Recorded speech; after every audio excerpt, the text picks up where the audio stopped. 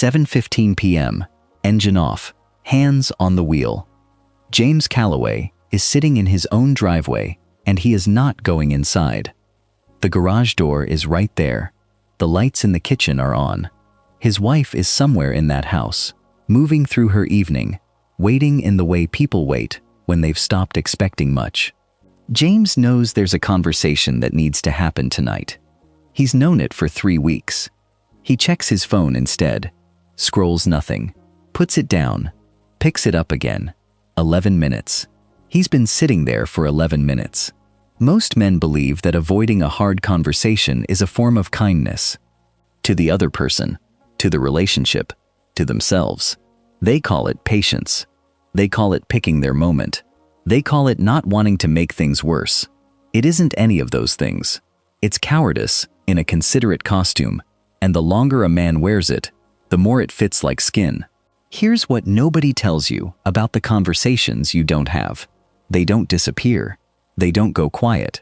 They go somewhere, into the space between you and the person you should have spoken to, where they sit and calcify into resentment, distance, walls that neither person can explain and neither person can climb. The thing unsaid doesn't evaporate. It just becomes part of the architecture of the relationship. And one day, you look around at the life you've built and wonder why everything feels so far away. And the answer has been sitting in your chest the whole time. Silence is not peace. Silence is a slow leak. And James Calloway has been leaking for years. He's 36, operations manager, Charlotte, North Carolina. Good at his job in the way that produces results without drawing attention. The kind of competent that runs quietly and keeps things moving. People at work respect him. His friends genuinely like him. He's been married to Alicia for 5 years, and he means it. Every day. By every external measure, James is a solid man. The problem is the thing he built his identity around. The thing he's been calling a virtue. James is the easy one. The guy who doesn't make things uncomfortable. The one who reads the temperature in a room and adjusts himself to keep it from rising. You can bring anything to James, and he'll absorb it without friction. Smooth it over, find the middle path, keep the peace. He's been doing it since he was 8 years old, in a house where arguments didn't resolve. They just hardened into silence and stayed there. Furniture, nobody moved. He learned early that keeping quiet kept the temperature down. He got good at it. He got so good at it that he stopped being able to tell the difference between wisdom and avoidance. Tuesday, team meeting. A colleague named Harris presents a project plan with a structural flaw so obvious, James can see the failure point from across the table. Week 8, the whole thing falls apart. He can map it out in 20 seconds. He says nothing. He nods along. He tells himself he'll raise it with Harris privately after the meeting. He does not raise it with Harris after the meeting. He goes back to his desk, and the thought dissolves the way all of his uncomfortable thoughts dissolve. Slowly, quietly, without a funeral. There's a friend named Brett. Their group has been watching Brett drink more than he should for about 6 months now. Not crisis level, not yet, but the kind of escalation that everyone clocks and nobody names. James has almost said something 4 times. 4 separate occasions where the moment was there, where Brett was right in front of him and the words were almost in his mouth. His internal justification every time. It's not my place. The real reason, if he's honest, he doesn't want Brett to look at him differently. He doesn't want to be the one who made the friendship uncomfortable. At home, Alicia has been pulling back. Not dramatically. Not in a way you could point to and call a problem. Just less present at dinner. Shorter answers. A quality of distance that has been expanding by millimeters for months. James notices it the way you notice a slow leak in a tire. You know it's happening. You know you need to deal with it. You tell yourself you'll get to it soon, and soon keeps drifting further ahead. He hasn't asked her what's wrong, because asking means she might answer, and the answer might be something he's not ready to hear, and right now, he can still tell himself it's probably fine. It is not probably fine, and some part of him knows it. The plan ships at work. Week 8. It begins to fail.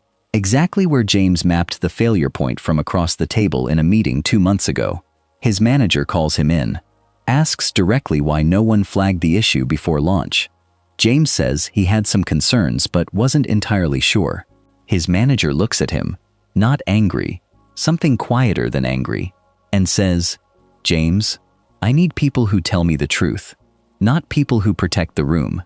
James nods, says he understands, walks back to his desk and sits there for a long time without opening anything on his screen. Marcus pulls him aside after a group dinner that Friday.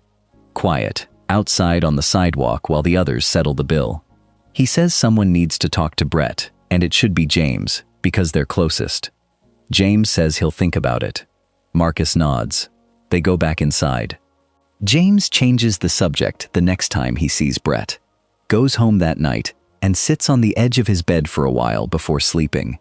A low-grade nausea in his chest that he doesn't examine closely enough to name. And then Alicia stops waiting. She books a girls' trip, a weekend she's never mentioned wanting to take. She makes a financial decision, a significant one, and tells James about it after it's already done. He reacts with surprise, not anger. Just, he didn't know. And he's her husband. And he didn't know. Alicia looks at him and says, without cruelty, without raised voice, "You never seem to want to talk about the real things. So I stopped waiting for you to be part of it." James says it's fine. He drives to work the next morning, and at a red light, the words, "Find him again," just sitting there. "I stopped waiting for you to be part of it." The light changes. He drives. 3 days later, an email. His father. 3 sentences. His father has been diagnosed with early-stage heart disease. He wanted James to know. And, "I don't think we should keep going the way we've been going." They haven't spoken in 8 months. There was a disagreement, small, on the surface, that neither of them addressed. It calcified into silence, the way everything always did in that house, the way James has been doing in his own house, in his own marriage, at his own desk, for his entire adult life. He stares at the email, closes his laptop, opens it, stares again. He does not reply for 6 days. Saturday morning, coffee going cold on the kitchen table. James sits alone with a legal pad and, for the first time, actually does the math. The colleague he didn't correct, and the failure that followed. The friend he's watching drift towards something serious while he looks the other way. The wife who stopped including him because he was never really in. The father he hasn't spoken to in 8 months over something they both let harden into 8 months of nothing. He writes it all down, looks at it. All of it is connected. All of it came from the same place. He has been managing comfort for 36 years, and the interest on that debt is now compounding in every direction. He calls Kevin. Kevin is his older brother, the one person in James's life who has never once softened a true thing to make it easier to swallow. James doesn't build up to it. He just says, "I think I've been avoiding every hard conversation I've ever needed to have. For years, I don't know how to stop doing it." Kevin is quiet for a moment. Then, "Yeah, I know. I've been watching you do it." Kevin doesn't give him a speech. He asks James to name them. Every conversation he's been avoiding, right now, today. James goes through the list. Kevin listens without interrupting, without reacting, just listening. When James stops, Kevin says, "The price on each one of those doesn't go down the longer you wait. It only goes up." James writes it all out. 7 conversations, not abstract, specific, the admission to his manager. Brett, Alicia, his father, a colleague at work who has been taking credit for James's contributions for over a year and has never once been confronted about it. A close friend whose pattern of canceling plans, of taking more than he gives, has quietly shifted the friendship into something one-sided. A financial arrangement with a family member that James resents every time he thinks about it, which is often, and has never once spoken about, which is always. He looks at the list and sees what all 7 have in common. Not that they're hard, that having them requires him to risk something. The other person's comfort, their approval, the version of himself they've built in their heads. He has been protecting that risk, carefully, consistently, for years, at the cost of everything real. Before they hang up, Kevin says, "The conversations you're avoiding aren't going anywhere. They're just getting heavier, and one day you're going to set them all down, either while you still can, or at the end, when it's too late to matter." James writes it down. Doesn't sleep well, but it's a different kind of sleepless, not the dread that's been living in his chest for months. Something that feels, for the first time, like the edge of a decision. He starts with his manager. Next morning, first thing, walks in before his calendar fills, closes the door, and says, "I saw the failure risk in that plan before it launched. I didn't say it. That was a mistake. It won't happen again." His manager looks at him for a moment. Then, "I respect that. Don't make me ask for honesty next time." The conversation takes 4 minutes. James spent 6 weeks carrying the weight of it. Brett is next. Lunch, just the two of them, a Tuesday. James doesn't rehearse a script. He just says it plainly. "I've been watching you the last few months, and I'm worried. I'm telling you because you're my friend, and staying quiet hasn't been acting like one." Brett goes quiet, gets defensive for a moment, jaw tightening, a quick deflection. Then something changes in his face. Something beneath the surface gives a little, and he says, "You're the first person who's actually said it out loud. It isn't fixed in one lunch. Nothing this real fixes in one lunch. But something that was closed is open." The conversation with Alicia is the hardest. James doesn't do it standing in the kitchen on a Tuesday night. He sits across from her at the table, actually sits, actually stays, and says, "I know I've been avoiding the hard conversations. I know you've noticed.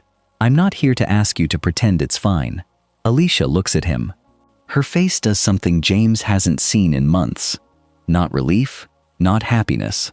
Something more fundamental than either of those things. She exhales, like a person who has been holding something at arm's length for a long time and has finally been given permission to set it on the table. They talk for 2 hours. It's uncomfortable in the way true things are uncomfortable. By the end, something between them that had been sealing itself is open again, and the air moves through it differently. He writes to his father. 4 drafts. The final one is 9 sentences. He says he's sorry for the silence. He says he wants to talk. He says he doesn't want to be a man who handles hard things the way their house always handled them. His father calls that same evening. They talk for 40 minutes. Awkward in places, real in all of them. 6 weeks later, James is not a different person.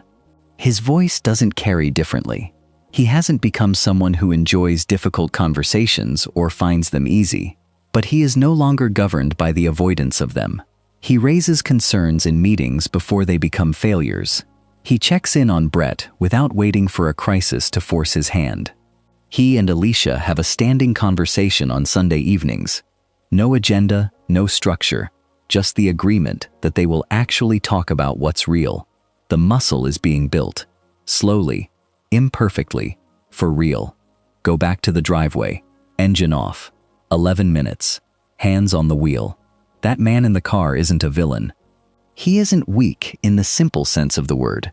He's a man who was never taught that silence has a price, who grew up in a house where the temperature was managed instead of the truth being spoken, and who carried that model into his marriage, his friendships, his career, without ever examining where it came from or what it was costing him. The 7 conversations a strong man never avoids aren't exotic. You already know yours. The one where you admit you were wrong and say it directly, without qualifying it into something more comfortable. The one where you tell a friend what you've been watching happen and naming because you actually care what happens to him. The one where you sit across from your partner and say what's actually going on inside you without waiting for them to pull it out. The one where you tell someone clearly what you will and won't accept, instead of absorbing the crossing over and over until the resentment becomes the relationship. The one where you address the thing that's been sitting between you and someone you love for months. The one you've been circling without landing. The one at work where you say the true thing before the silence, makes you complicit in the failure. And the one where you go back, to a parent, to a sibling, to whoever is on the other side of the silence you let harden, and you say, I don't want to keep going this way. A strong man is not one who never feels the pull to stay quiet. Every man feels it. The pull is real, and it's strong, and it will always be there. A strong man is the one who understands what the quiet costs, not just to the relationship, to himself.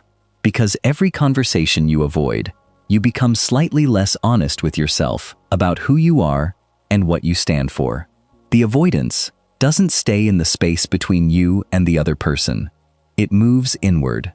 It becomes the story you tell yourself about why you're the way you are. And after long enough, you stop being able to tell where the avoidance ends, and you begin. Strength in communication is not volume. It's not aggression or dominance or the ability to win an argument. It's the willingness to show up for the truth when the truth is inconvenient. To care enough about someone to risk their temporary discomfort for the sake of something real between you. That's what respect actually looks like when it stops being a word and becomes a behavior. Here's what to do with this. Not a system, not a framework. Just look at your actual list. The conversation you've been carrying for 3 months, 6 months, a year. The one you think toward and then think away. Write it down. Give it a name. Give yourself a day. Not because it'll be easy. It won't be. Because you are not the man who sits in the driveway. The man you're becoming is built one honest conversation at a time. Not the comfortable ones, not the ones that were always going to happen anyway. The ones you've been sitting on. Start there. If someone in your life is carrying a conversation they haven't had yet, share this with them, not to push them, just because sometimes a man needs to hear it before he'll let himself do it.